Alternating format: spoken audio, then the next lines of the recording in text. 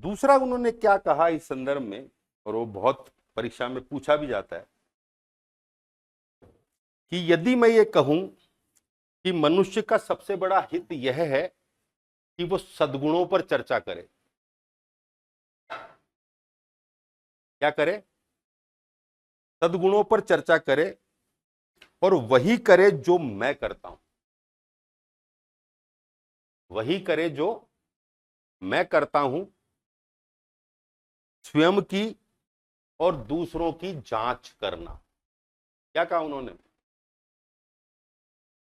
कि मनुष्य का सबसे बड़ा हित यह है कि वह सद्गुणों पर चर्चा करे और वही करे जो मैं करता हूं, स्वयं की और दूसरों की जांच करना। अर्थात इसमें दो बातें कह रहे हैं, खुद की जांच और साथ ही दूसरों की जांच करना। यहीं पर उनका एक महत्वपूर्ण कोट आता है, जहां वो कहते हैं कि जांचा नहीं गया हुआ जीवन, या जिसे कहें अपरीक्षित जीवन, जीने योग्य नहीं होता है। Unexamined life is not worth living. ये महत्वपूर्ण कोट है, जिसे एग्जाम में पूछा भी जाता है, आईएएस में भी पूछा गया है शायद एक बार। इसमें क्या कहना चाह रहे हैं वो? तो जिन दोनों बातों को कह के क्या कह रहे हैं ज्यूरी से, कि चाहे मैं ये कहूं कि दिव्य आदेश की अवहेलना होगी तो भी तुम स्वीकार नहीं करोगे, और यदि मैं ये कहूं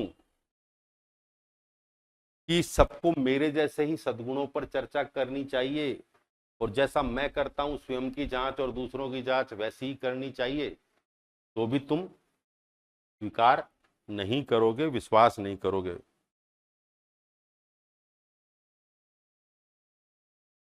यहां क्या कहना चाह रहे हैं? Unexamined life is not worth living. अर्थात परीक्षित अपरीक्षित जीवन, जिसकी परीक्षा नहीं ली गई है, वो जीने योग्य नहीं है। अब ये परीक्षण का क्या तात्पर्य है?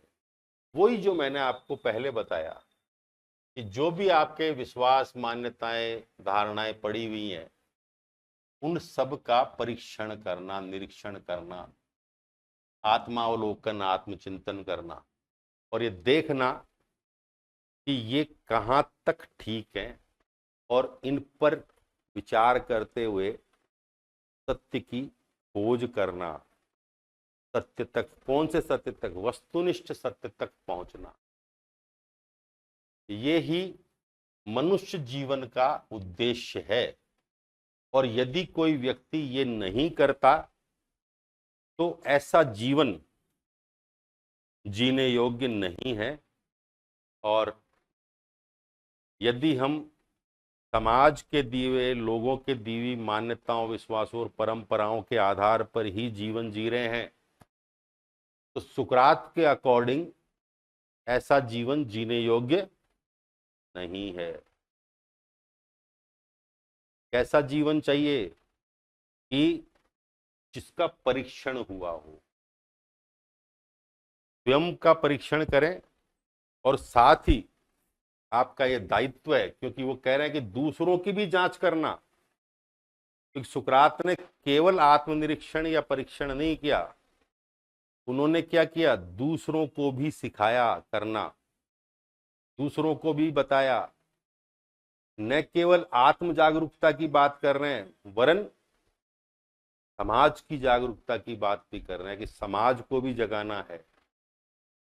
इस अर्थ में दूसरों की जांच की बात भी कर रहे हैं। ये समाज के प्रति, क्योंकि एथेंस ने सुकरात को सुकरात बनने का माहौल दिया, चाहे वो माहौल नकारात्मक था या सकारात्मक था। दोनों ही स्थितियों में एक ऐसा सुकरात जैसा व्यक्तित्व बना, तो उस समाज के प्रति सुकरात का ऋण था, जिसको उनको चुकाना था।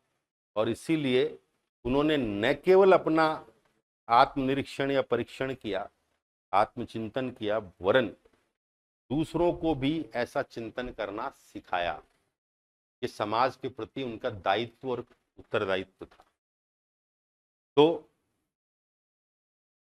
उन्होंने कोर्ट के सामने जब ये बात कही तो इस बात के कि unexamined life is not worth living, इसके एक मायने और भी हैं।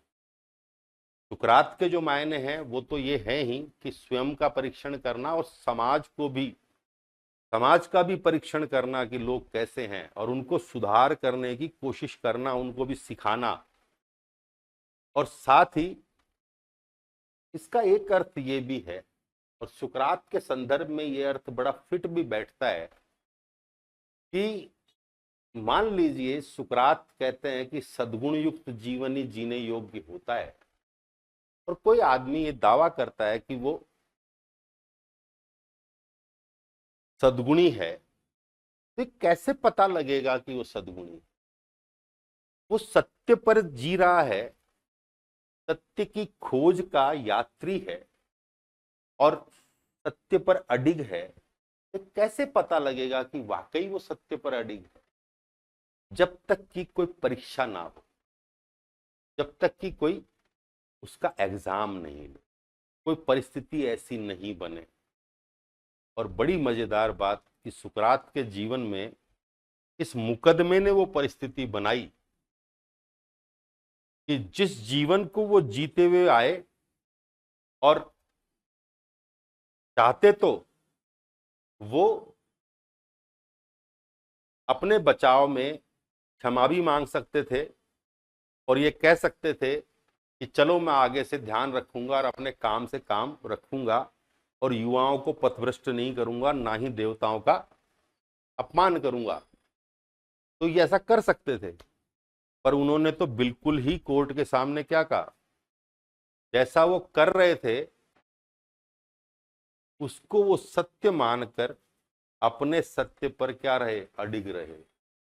अब आप देखिए कि किसी आदमी के सामने मौत खड़ी हो और उनको पता हो कि मुझे अल्टीमेटली मौत की सजा मिलेगी, और फिर भी वो जो कुछ कर रहे थे उसको सत्य करार दे रहे थे कि वो बिल्कुल एकदम सही है, और मुझे जो है वो देवताओं ने ही इस राज्य को सुधारने के लिए भेजा है।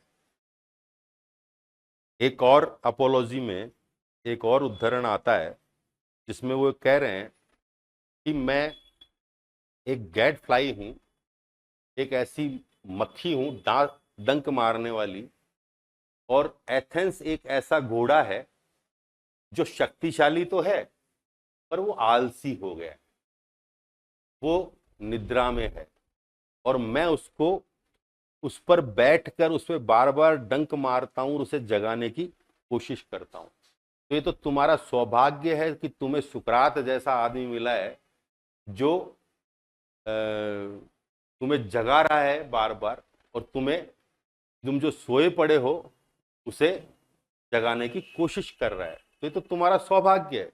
आप देखिए कितनी ऐसी बात जूरी के सामने कहना, जहां मतलब साफ साफ उनको दिख रहा है कि मुझ पर जो आरोप लगाए गए हैं वो मुझे मृत्यु दंड तक लेकर जाएंगे, और फिर भी अपनी बात पर डटे रहना और निर्भीक होकर, निडर होकर उन्होंने जो बात रखी वहां पर, जब हम उसको पढ़ते हैं तो यूं लगता है कि ऐसे लोग भी धरती पर पैदा हुए जो सत्य के लिए जिए और सत्य के लिए मर गए, और मरते समय भी किस प्रकार की बात कर गए